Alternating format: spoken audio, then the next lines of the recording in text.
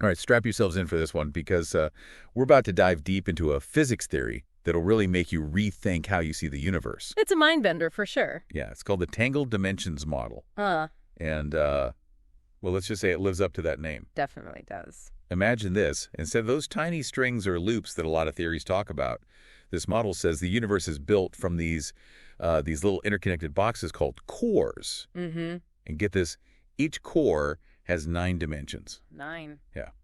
3 spatial, 3 electrical, and 3 dark. A bold idea aiming to be a theory of everything. Tackling, well, everything from gravity to the tiniest particles we know of. We're basing this deep dive on David Wolker's book, Shaking Tangled Dimensions, specifically his notes and excerpts dated December 5th, 2024. Right. 9 dimensions. That's a lot to process. It is. It is. So how does this model even work? Where do we begin? Well, I think the best place to start is with the cores themselves. Okay. Picture the universe as a massive 3D grid, yeah. Each point on that grid, that's a core. Okay. And all these cores, they're linked together, forming a kind of cosmic web. So like a universe built with Legos. Yeah. Kind of like that, but way more complex, obviously. Right, of course. All right, I can kind of see that in my head. But what about these different dimensions? You know, spatial, electrical, and dark. What are they, really? Well, the spatial dimensions, those are the ones we're all familiar with, right? Yeah. The 3 dimensions of space we experience every day, length, width, height. Right. That's why we have a sense of distance and direction. It makes sense. Then you've got the electrical dimensions. Now, these are a bit harder to grasp, but they govern the behavior of charged particles. Okay. And they're ultimately what gives rise to electromagnetism. So those are the dimensions we can at least try to wrap our heads around. Right. What about those mysterious dark dimensions? That's where things get really interesting, right? Absolutely. That's where this model tries to tackle one of the biggest mysteries in physics. Dark matter. We know dark matter exists, right?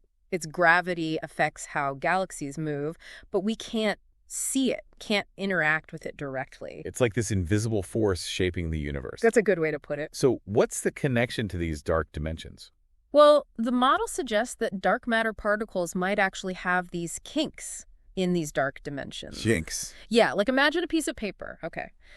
Let's say that represents our 3 spatial dimensions. Okay, I'm visualizing it. Now, fold that paper in a way we can't see, right? That's like a kink in a hidden dimension. Ah, I see. That hidden fold, it can still affect the shape of the paper even though we can't see it directly. That's a good analogy.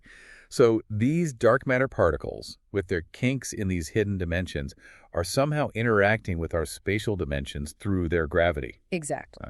And it gets even wilder. Welker proposes that these dark matter particles might actually collide with each other. Really? Unlike what a lot of other theories assume. Huh. Interesting. This could help explain how dark matter forms those halos around galaxies and might even lead to some totally new, unexpected phenomena. Whoa, so there might be a whole dark sector out there with its own set of forces and interactions. It's like a hidden universe right alongside our own. It really is one of the most mind-blowing implications of this model. Yeah, definitely mind-blowing. It's not just about explaining dark matter, you see. It's about potentially opening up a whole new realm of physics. This is already a lot to take in, but I'm hooked. Yeah. So let's go back to this idea of cores for a sec. What exactly is a core? Like, what would it look like? Okay, so picture a core as this tiny, multidimensional crossroads, right? Right. It's unbelievably small, like a single point in space. Now picture 9 roads all intersecting at that crossroads. Okay. Each road represents a dimension, and they extend outward, connecting to other crossroads, forming this huge cosmic highway system. So each core is like a hub with these dimensional roads connecting it to the rest of the universe. You got it. Wow. And what's really fascinating is that these connections aren't static. They're not. No, they can bend, they can twist, they can even cross-connect, which leads to all sorts of interesting stuff, including, you guessed it, gravity. Wait, so the dimensions aren't just fixed lines. They can actually move and change. That's right. And their movement, according to this model, creates everything we observe. Everything. Everything. Okay, how does that work with gravity? Okay, so think about the spatial dimensions inside a core, right? Now imagine them tilting towards a central point labeled C in Welker's model. It's like those dimensional roads all sloping down toward a central valley, you know. Like all these lines converging towards the center of this tiny crossroads. Exactly. Yeah. And now here's where it gets really mind-bending. Ready? I think so. Hit me. Welker says that this tilting of the spatial dimensions, that's what causes gravity. Whoa. The more they tilt towards C, the more they overlap. Okay. And that creates a kind of gravitational well. So gravity isn't a force in the way we usually think of it. Right. It's more like a consequence of the geometry of these dimensions. It is. It's a completely different way of thinking about gravity, but it really elegantly explains a lot of its effects. Wow. So what we perceive as gravity is actually the result of changes in the flow of time caused by these dimensional tilts. That's it. And it all comes down to the structure and dynamics of these interconnected cores. Okay, my mind is definitely starting to bend a little bit here, but before we go any further, I have to ask, does this mean Einstein was wrong about gravity? That's a great question, and it brings up something really important to remember about theoretical physics. What's that? You see, these models, they're trying to explain the universe at a deeper level. Okay. But that doesn't mean what we know now is completely wrong. I see. Einstein's theory of general relativity. Right. It's still incredibly accurate at describing how we observe gravity. Right. This Tangled Dimensions model, it's trying to offer a more fundamental explanation, a deeper understanding of why gravity works the way it does. So it's not about replacing our current theories, but building on them, refining them, getting a more complete picture. Exactly. Okay. And that's what makes this model so fascinating. It's not afraid to challenge what we think we know and offer a whole new perspective. I like that. I'm on board with that. Yeah. So we've talked about how this model reimagines gravity, but what about the particles that make up, the stuff in the universe? Right. Where do they fit in this whole picture of interconnected cores and tilted dimensions? That's where those electrical dimensions and the kinks we mentioned earlier come into play. Okay. And trust me, this is where things get even more mind-boggling. All right, I'm ready for another layer of reality to be peeled back. Yeah. Bring on those electrical dimensions. All right, let's do it. Okay, so let's get into those electrical dimensions. This is where the model really starts to challenge how we think about particles, what they actually are. Okay, you mentioned kinks before. So how do those kinks relate to the particles we're all familiar with? Electrons, quarks, all that. This is where it gets really counterintuitive. In this model, particles aren't these tiny little solid objects like we often picture them. Right. Instead, they're these localized twists or deviations within the electrical dimensions of the cores. So instead of like little billiard balls, we should be thinking about knots in a multidimensional fabric. Yeah, exactly. Like take an electron, for instance.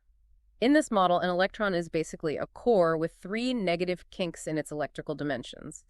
And then quarks, the particles that make up protons and neutrons, they have these combos of positive and negative kinks, which is what gives them their different charges and properties. So it's not that particles are in space. It's more like they are aspects of space itself. Yeah, that's a pretty big shift in how we usually think about it. It is. And what are the implications of that? Well, for one thing, it suggests that even particles that seem point-like are still deeply connected to the fabric of space-time. Their properties come from the way these dimensions are twisted and connected. Wow, okay. That's a lot to process. But it's starting to make sense. So we've got gravity from those tilted spatial dimensions, but what about the other forces? Like, how does this model explain electromagnetism? Right. Well, remember those electrical dimensions we talked about? Yeah. The model says that the strength of the electromagnetic force, it's determined by how much those electrical dimensions overlap within our observable universe. So the closer these electrical dimensions are, the stronger the force. Exactly. It's like the closer those electrical roads are in our cosmic highway system, the more traffic they can handle. So the stronger the interaction is between those charged particles. Okay, got it. I think I'm following you so far. But there's this thing about electromagnetism that always kind of bugged me, the fine structure concept. Right. It determines the strength of the electromagnetic force, but the value seems totally random. Does this model have anything to say about that? It does. This is actually one of the coolest things about this model. Okay, what is it? It suggests that the fine structure constant, its value, it's directly connected to the geometry of those electrical dimensions. The limited overlap that we see in our spatial universe, that's what dictates the constant's value. So it's not random at all, but it's a result of how these dimensions are structured. Exactly. Huh. That's amazing. And that could mean... It opens up some really interesting possibilities, yeah. If the fine structure constant is determined by dimensional geometry, what other seemingly random values in physics could be explained in a similar way? That's a good point. It's like we're starting to see a deeper order beneath what we thought were just fundamental constants. Right. But before we get ahead of ourselves, I want to go back to those dark matter particles for a second. You mentioned that Welker thinks they might be able to collide with each other. Yeah. If that's true, wouldn't we have seen some evidence of that by now? That's a good question, and it highlights one of the challenges this model faces. Okay.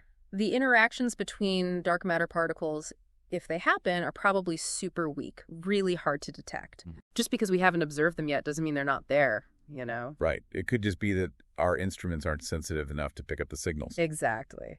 And that's what's exciting about theoretical physics. It pushes us to create new technologies and experiments to test these ideas, to explore the universe in new ways. Okay, so we've got gravity linked to spatial dimensions, electromagnetism tied to those electrical dimensions, and dark matter hiding in those dark dimensions. What about the weak force? The one that causes radioactive decay? Where does that fit in? Ah, the weak force. Now, that one's particularly interesting in this model. Okay, how so? It's described as coming from the tendency of spatial dimensions to minimize their overlap. Minimize their overlap. Yeah, think of it like those spatial roads always trying to smooth themselves out, to get rid of any unnecessary twists or bends, you know? Okay, I can kind of picture that. Yeah. But how does that explain something like, say, neutron decay? All right, so when something like neutron decay happens, those spatial dimensions, they relax a bit. They straighten themselves out. And that relaxation causes a sort of snap in those electrical dimensions. A snap. Yeah, leading to the creation of particles like W bosons and neutrinos. So the weak force is kind of like a side effect of those spatial dimensions trying to find their most stable configuration. Exactly. And this model, it really beautifully connects that process to what we observe about the weak force. You know, things like its short range and its role in changing particles from one type to another. I'm starting to see how all these pieces fit together. But there's one big question that's still bugging me. We've talked about all these fundamental particles, but what about the Higgs boson? Yeah. The one that's supposed to give everything mass. Where does that fit into this whole model? Ah, great question. That leads us to another really key idea in the Tangled Dimensions model. Cross-connections. Cross-connections. Remember how we were talking about those roads being able to bend and twist and even connect in weird ways? Yeah, that's how the model explains those heavier particles, right? Like muons and tau particles. They've got those more tangled up dimensions. Yeah, exactly. Well, in this model, the Higgs boson, it's not a fundamental particle in the same way as, say, electrons or quarks. It's not. Nope. Instead, it comes from these things called spatial misconnections, which are essentially cross-connections happening within the spatial dimensions themselves. So instead of those electrical roads getting crossed, it's the spatial ones that are messed up. You got it. And those spatial misconnections, they create this distortion in space-time, which the model says is the Higgs field. So the Higgs field isn't its own thing. It's an emergent property of these spatial misconnections. That's right. And when those misconnections are really strong, they show up as the Higgs boson, a particle that very quickly decays back into more stable configurations. Wow. So even the Higgs boson, which is often seen as the key to understanding mass, it's really all just a consequence of the geometry and dynamics of these interconnected dimensions. That's what this model is saying. Okay, I need a minute to process that. Yeah. This model is seriously challenging everything I thought I knew about physics. That's the beauty of it. It makes us question everything and explore these crazy new ideas. Okay, I think I'm ready for another dose of crazy. Yeah. What else does this model have in store for us? Right, so we've covered a ton of ground here. Gravity, particles, the Higgs boson, all that. But what about the really big picture? How does this model handle something as massive and mysterious as, the expansion of the universe? Well, this is where the Tangled Dimensions model gets really ambitious. It suggests that the universe's expansion, it's actually driven by the creation of new cores, constantly adding to the fabric of space-time. Wait, hold on. So new cores are just popping into existence. Where are they coming from? Doesn't that, break some fundamental laws of physics? It's definitely a radical idea, that's for sure. And it pushes the boundaries of what we currently understand about the universe.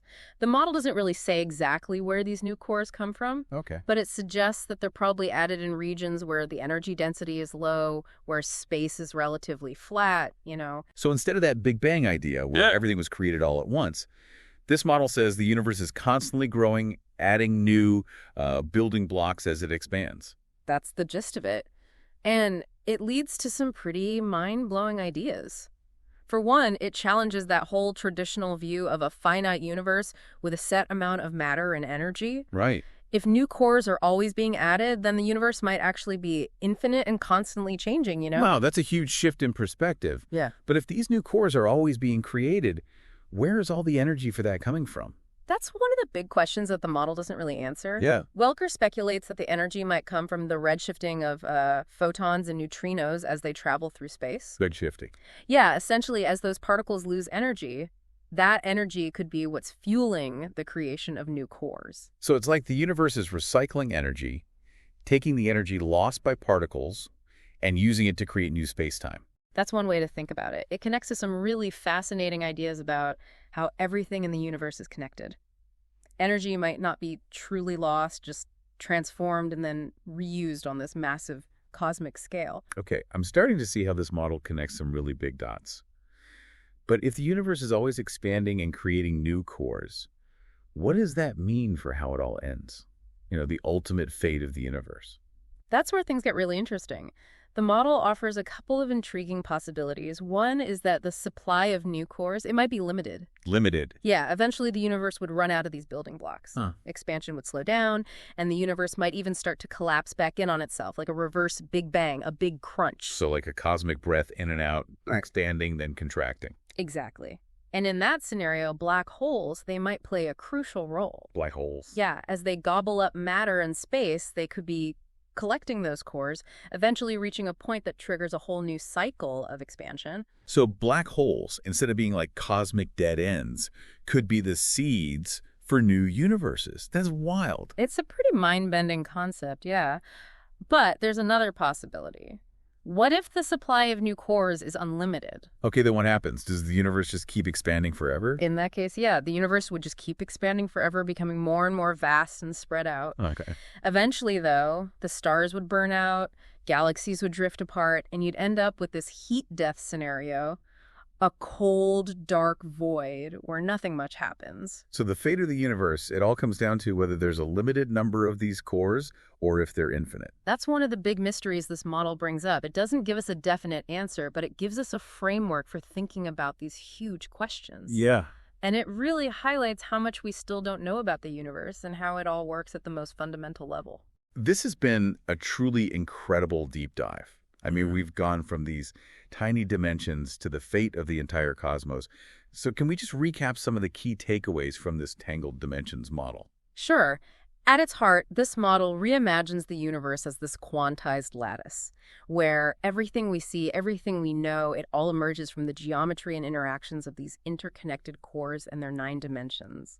3 spatial, 3 electrical, and 3 dark gravity. It's not a force in the traditional sense, but a result of those special dimensions tilting particles. They're not little solid things, but twists in those electrical dimensions. Even the Higgs boson and the expansion of the universe, they're all tied to this intricate dance of these dimensional roads.